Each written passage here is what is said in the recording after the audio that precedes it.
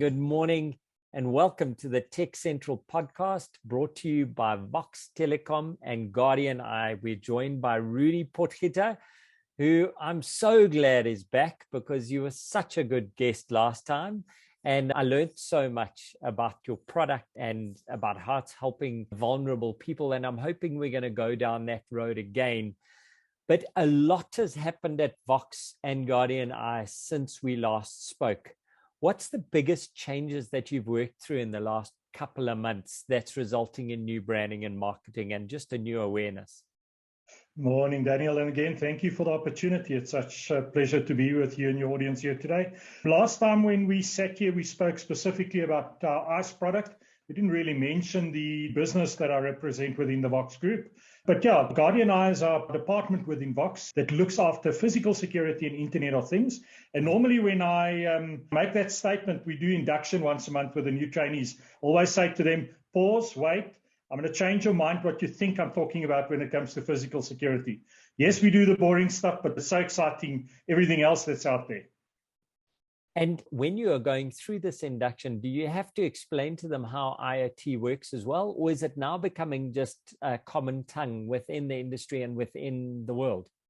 No, not at all, Daniel. And I actually think we're about to, maybe the next time we chat, we're about to launch some consumer IoT products that we want to take to market. And we're actually debating it as we speak with the marketing department to come up with a bit of a better lingo, a better pay line for people to understand it. Because, I mean, IoT, I think I used the example last time, IoT's been with us forever. When you drive your vehicle and a tracking company tracks you, that's an IoT device. It's a sensor making a connection to a server processes the data. But people don't know and they're not aware about it. So, I mean, one of the purposes of appearing, and again, thank you, on shows like this, is to try and educate the market out there and make them understand.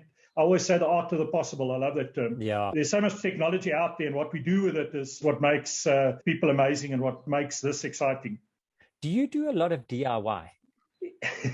Yes and no. So we all. Does your wife allow you to do a lot of DIY? Because you seem to be a problem fixer. You seem to be a problem fixer, Rudi. I was born with two left hands, and I'm right-handed. So. But, you know, me too. But you know, Daniel, through the years and through necessity, you learn to do things. So, I mean, I have done things in my life with the help of our friends on YouTube and the internet that I thought I'd never be able to do myself. It's incredible, eh? This connected world that we're living in. And I think that's where Guardian Eye is really coming to the fore. We're changing the way we look at everyday situations. And I mean, today we're talking about video analytics. So we're talking about after the fact of video or in context video. Why is it particularly important right now?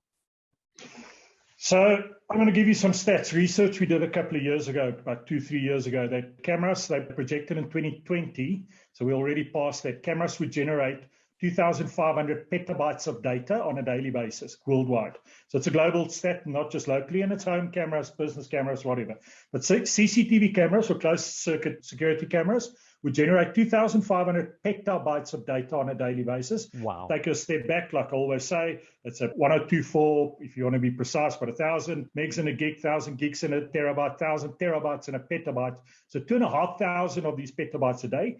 And it's also proven that the human eye in the security world is only able to see 1% of video that's directed to them. So we're throwing 99% of 2,500 petabytes of data or video in the dustbin every day. And the final portion to that stat is data is the new oil. It's the new currency. It's the new cryptocurrency. So we are wasting 99% of 2,500 petabytes of oil on a daily basis. Wow.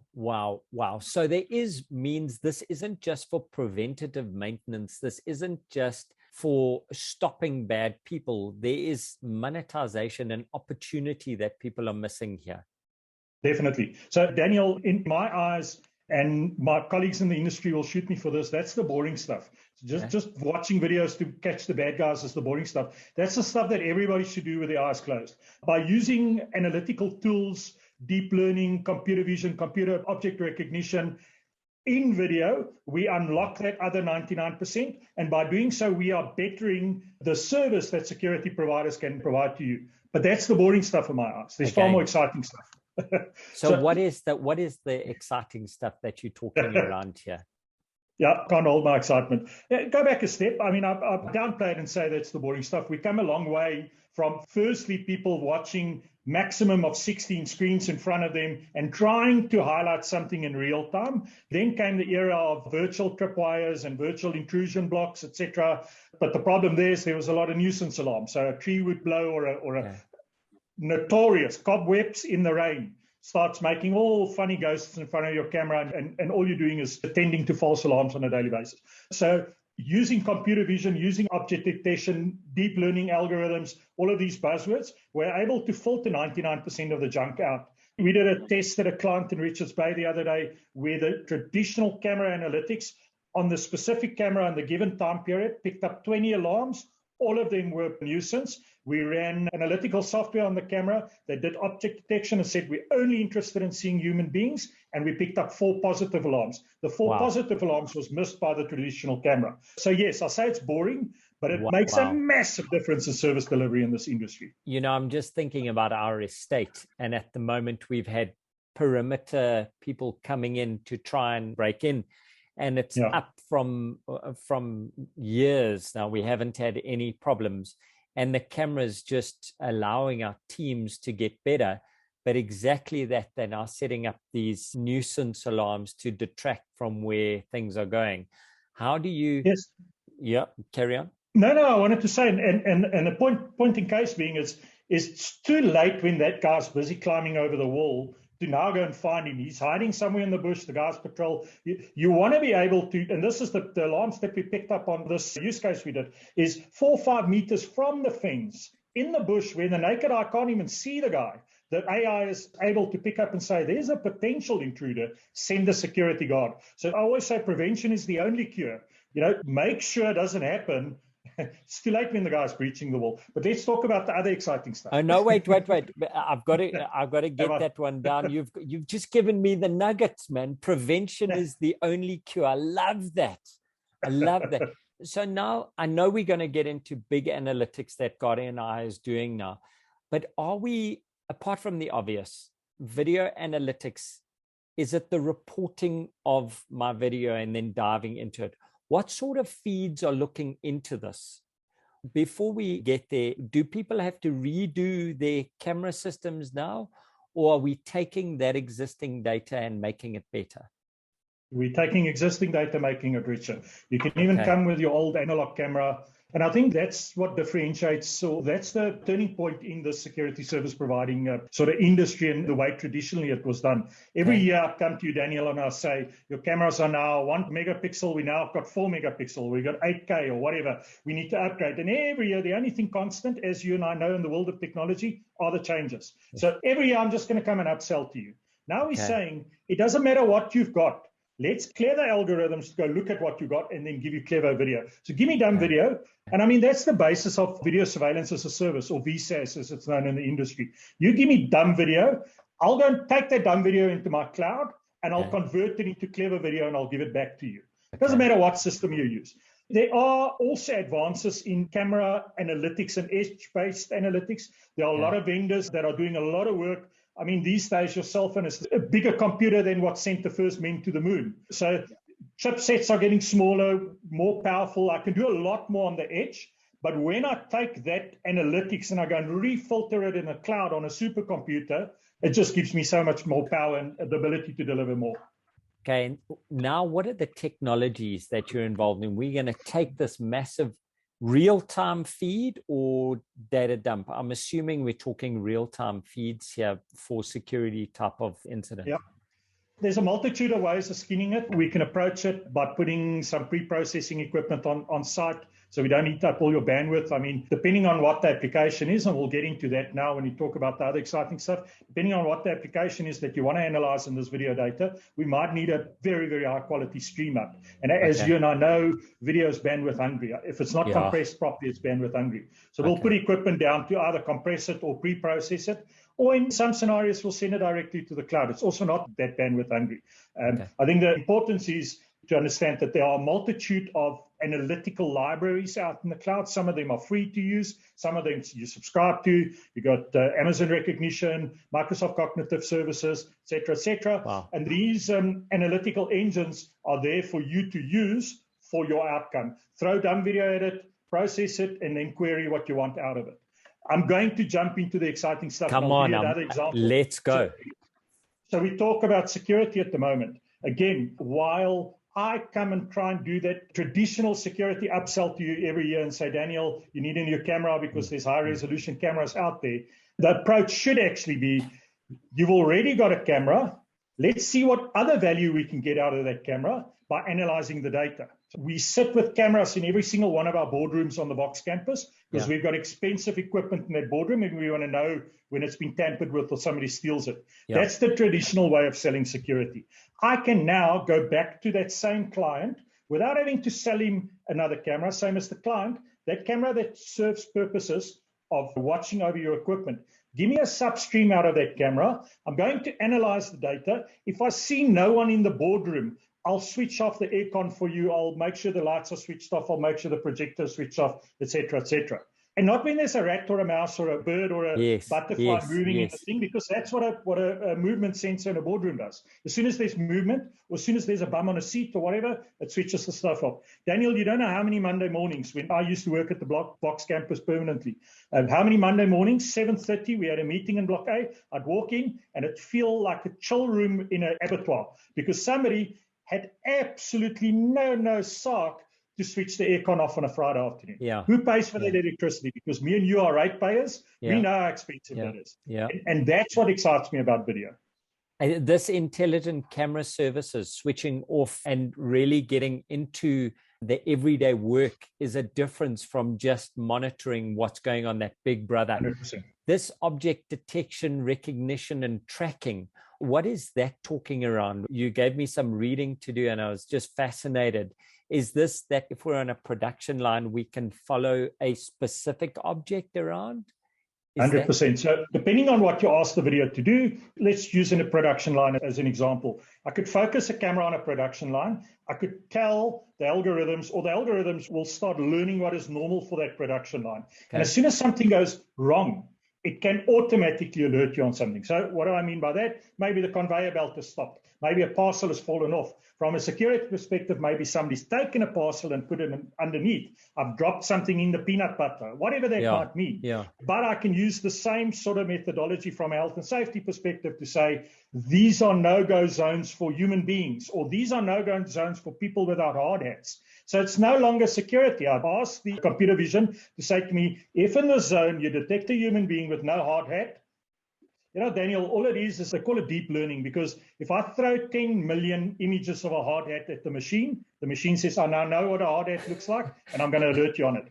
We've all been on a website where you've got that I'm not a robot thing, and it says click on the palm trees. You're just teaching somebody else's machine. Because somebody else wants to know, they want to count the palm trees in LA, I don't know. So they're throwing images of palm trees at humans, and humans say, that's a palm tree, that's a palm tree, that's a palm tree. That's the basis. There's cleverer ways of doing it, but it's a good everyday example. Now, there are so many use cases.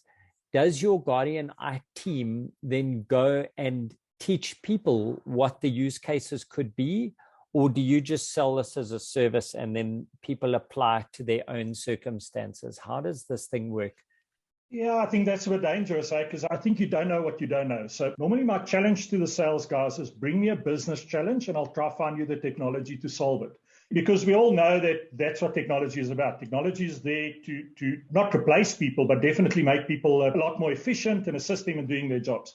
So in a lot of cases, it's an account manager that had listened to what our abilities are and then sit in a client's environment and say, I think I might have a solution for that problem. Let me bring in the team. And then because we are such a specialist business within the larger group, we've got a team of sales specialists that would then go and consult with the guy and understanding their requirements, and then I always say, I always think it's a cheeky way of saying it, but I try to say that I'm vendor and brand agnostic. And the reason why I say that, and that's a lie, because what phone do you have? It's always the same phone. What watch do you have? But I try to really understand the client's requirements and then go and find a way to solve it.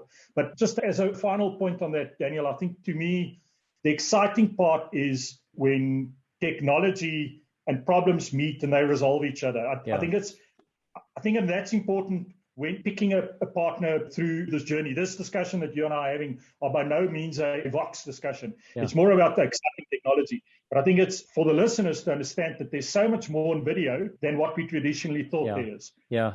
I'm just looking at video motion detection, intrusion detection, camera tampering, loitering, falls. Is this only for big business, this video surveillance? I know last time we went into the rural discussion and we were talking about far-flung areas. I mean, what sort of customer could use video analytics and enhance both their productivity and their safety? I mean, are we looking at a farmer in the northern province, or are we only looking at big people? Definitely. So literally anybody that's got the requirement. I mean, a farmer is going to put a camera on a gate that's removed. He's maybe going to stream that back by satellite. But I mean, a farmer doesn't have time to look on his phone every time a bird flies past that camera. Yeah. So definitely, from a security perspective, in the unfortunate event of these farm attacks that happened, the further away from your safety zone you are made aware of this, the more time you've got to prepare. So if I'm able to put a camera on a farmer's front gate or fence or whatever, as soon as there's movement, verify that it's a human. I mean, you can go down to verifying that it's even a weapon and say to the farmer in advance. So it's big, small, doesn't matter. I mean, another use case of this is retail analytics. You know, in most of the large retail shops, you actually pay for real estate. So if you've got a prime location, you pay to have your goods displayed there.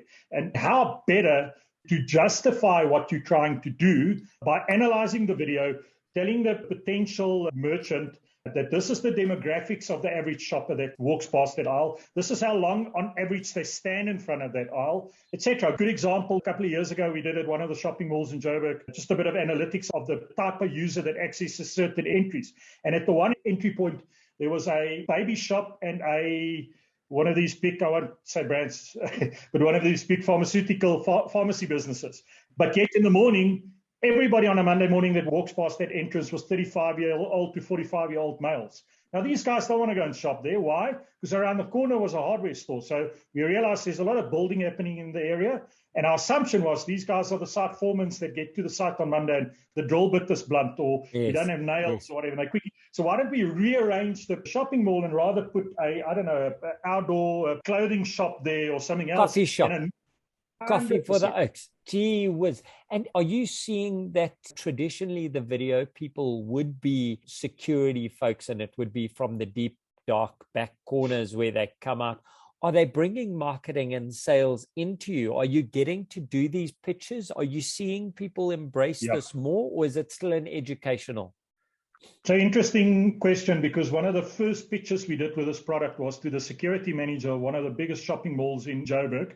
And we lost the business because a competitor with something similar was busy pitching to the guy that's in charge of marketing and retail space and leasing, et cetera, et cetera. He was interested because he wants to go and justify why he wants to charge 500 Rand a square meter for this shop and only 100 Rand a square meter for that shop. And we lost the deal because the security guy, he just wants to see video. But I think there's a convergence of that responsibility. Like when we had the convergence of voice and data, you used to have a telecoms manager and you used to have an IT manager. Now they are one. That's also becoming one. We're seeing it some of our larger clients because everything's going IP, how the CTO or CIO is taking over this whole security thing. And I think that's the approach as well, as you're pitching to a different audience. You're selling the same thing, but you're selling it differently. I'm going to give you another example, Daniel, that I found quite fascinating, is using technology such as license plate recognition to drive your customer loyalty. So we've been all at shopping malls all over Johannesburg and Cape Town and Durban where you can pay with your number plate. You can extend that. You can say, hey, Daniel, it's your third time that you at this fast food drive-through, would you like ice cream on us, and just use the app to pay because we can authenticate that you're in the car that's got the same number plate. You know, again, the boring stuff is I'm still checking your number plate against the police database to see if you want it in any form, way, shape, or form of a crime, but I'm bettering that shopper experience in the same way. I think up until now, the uptake has been slow. The whole crypto mining boom has driven a massive shortage in proper graphics cards or graphics devices to process video, because you need GPU to process video, not CPU. It's driven, number one, prices sky high, and number two, a global shortage for a while. That seems to have self-rectified it. And we're seeing a lot of changes in pricing. And we're also seeing a lot of cloud computing abilities. 2-3 years ago, I'd have to come and put a massive server on your network down. It cost you an arm and a leg to do these things. Yeah. Now I put a $100 box on your network down, and I pre-process the video and I send it up to the cloud, and we do the rest up there. And making it very, very affordable. Back to your previous question, 3 years ago, I could never sell this to a farmer because it would have just been too expensive. Now we put a little black box on the farm, process the video, and give him what he wants. So how does someone put their toe in the water for this? What does Guardian Eye have for different types of customers? How can we engage with you? How do we get an architect around and just talk about the art of the possible? Yeah, so I think that's the most important point, is get an architect around to talk about the art of the possible. Hopefully this conversation will spin some ideas. Maybe somebody has had an electricity bill of a couple of $100,000 because people forget the air cons on. Reach out to us, let us sit down and understand your problem. But I mean, my parting point about today's discussion is, like you say, the art of the possible. I'd like to open up minds to the possibility within video. We all have video in our homes. Most of us in our homes, predominantly everybody in the business. These days, it's an insurance requirement to have video in your business. So just to open up the minds to say, I've got this barrel of oil sitting here. How do we extract more information out of it? And to give you another use case, we use facial recognition. It's a bit contentious. People say it protrudes on their privacy, et cetera, But we had a client, the project was unfortunately due to COVID put on hold. But the client approached us wanting to use facial recognition to recognize their customers. And by the time they get to the information desk, the person has got their file in front of them and they can read the information out and they can have a personal conversation with that person. Come on, Home Affairs. Come on, Home Affairs. Think of the possibility in banking, in whatever. You walk into the bank, there's no biometrics. This is as secure as a biometric. Yeah. You walk into a bank, people can serve you without you having to have anything on you. Rudy, you've avoided me 3 times now. Do we have a starter pack? How much is it for cloud? Is there any way that you do that, or do you not have a list? You've got to architect it per customer. Yeah, it's very difficult, Daniel, but I mean, it's not extremely expensive. So you're talking from a household, you're talking anything from literally a couple of hundred. So 100 or 200 rand for a couple of cameras that we put a box down and we process it in the cloud. And for a more complex business solution, obviously we'll need to go and scope it out.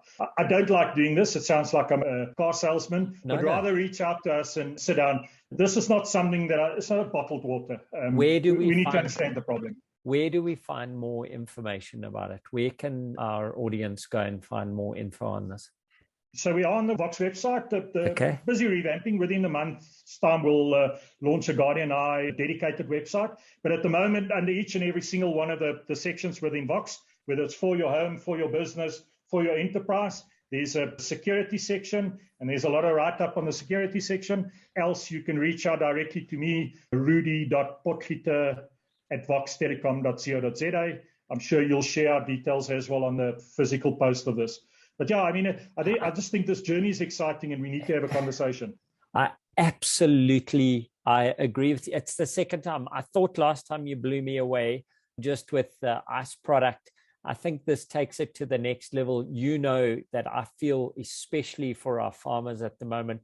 I mean, if there's any farmers that are out there and you're thinking about your veggie production line and how you can improve it and your security at the same time, really reach out to Rudi. This is a solution that shouldn't be overlooked.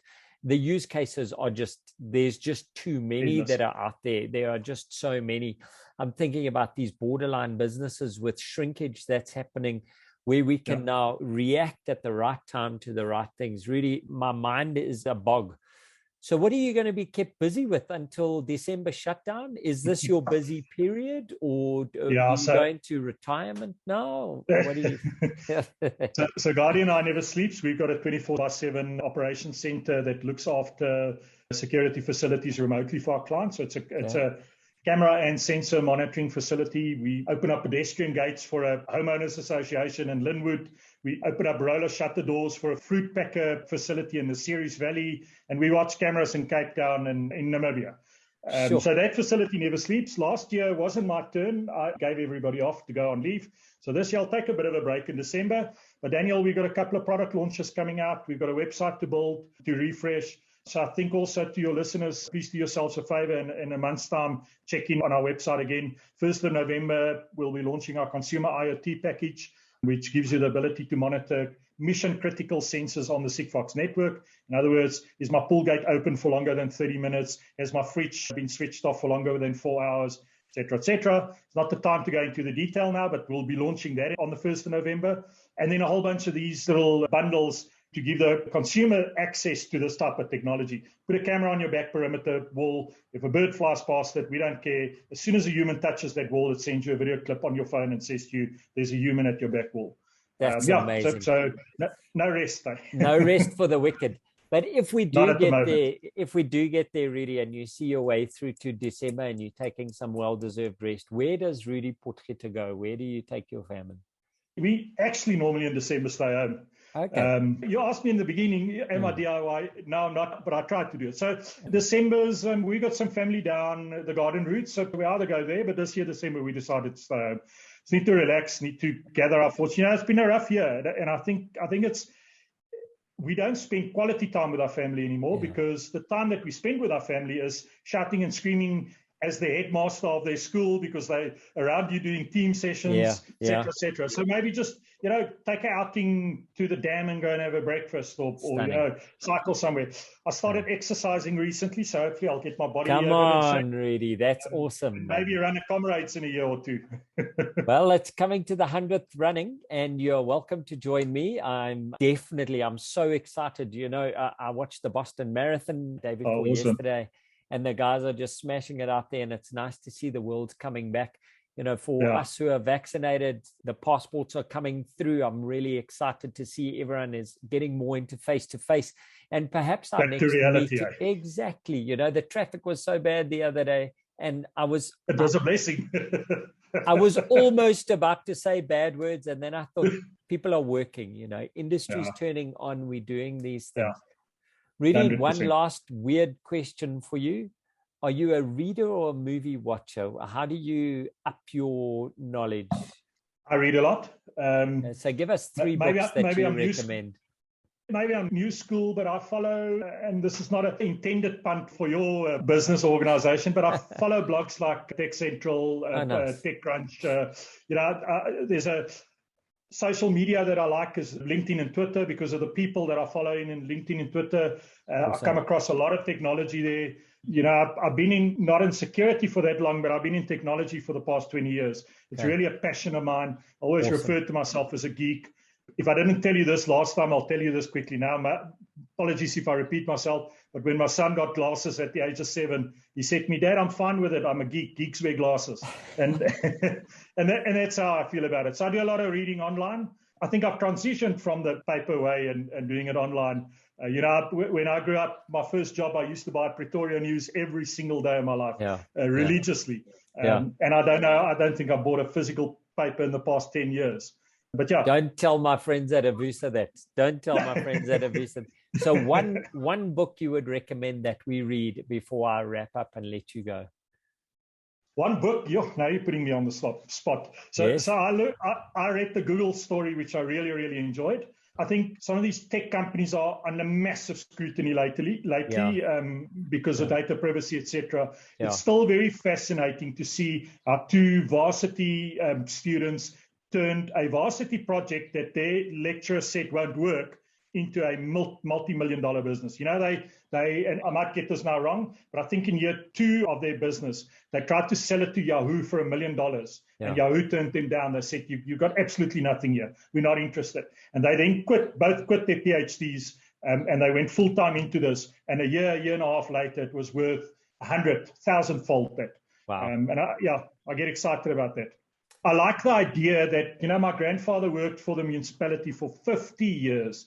Every day with his little suitcase, he went to work and back. And I like the idea that we've created this platform to create not only wealth, but opportunity for people. Doesn't matter what your demographics are. Doesn't matter what your background is. There's no more born out of privilege. All you need access to a platform. I saw an interesting business the other day in Hammanskraal, north of Pretoria, where a guy's got scooters and he's doing home deliveries. It's like a Uber Eats type scenario, but he's doing it in the townships. There's a success story that came out of lockdown. I don't know the guy personally, but I follow him on LinkedIn. The Batu shoes. He started his brand in the middle of lockdown, and he's got 30 stores already. Yeah. And I think gone are the days that you have to work for 50 years to enjoy any successes in your careers. Yeah. There are youngsters that are showing us older folk up, and they barely left university or even never went. Sure, Rudi, once again, you filled my cup. I know there's the global resignation going on, and I think that might only be in America, but you certainly seem to be an exec who's tuned in, dialed in, and ready to go. And I want to thank you for giving us the time. It's always lovely to see where Guardian Eye is going. And as your brand builds, I hope we get to be part of this journey. Next time, let's do a face-to-face. I want to feel that energy in the same room. From my side, hosting from Tech Central, Daniel Robus here. It's been a real privilege to have you again. And I want to thank you and wish you well for the last couple of weeks as we get to December to slow down. Not that you're going to slow down. 1st of November, you owe us an update. We're going to go and see with this consumer IoT update. And all strength to you guys at Vox and Guardian Eye. Keep going, keep the passion and energy. Daniel, thank you. Thank you for the support. Thank you for your team and to your listeners. Real nice opportunity for us. We'll definitely keep you posted and updated. It's always a pleasure. Thanks, Daniel.